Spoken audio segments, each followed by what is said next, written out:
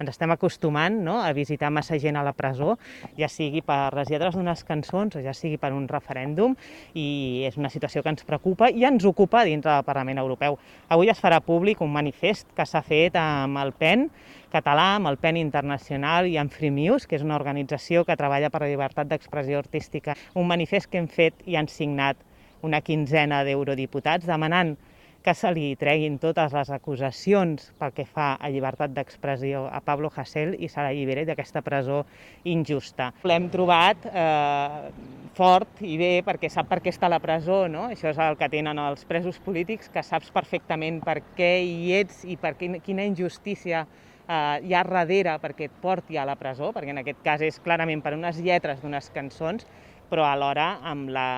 convivint amb la duresa penitenciària del dia a dia, que és una situació d'aïllament molt dura, i més en moments de Covid, l'aïllament encara és més gran perquè estan tancats dintre de la presó, dintre dels mòduls, no?, com ho estan tots els presos en aquests moments.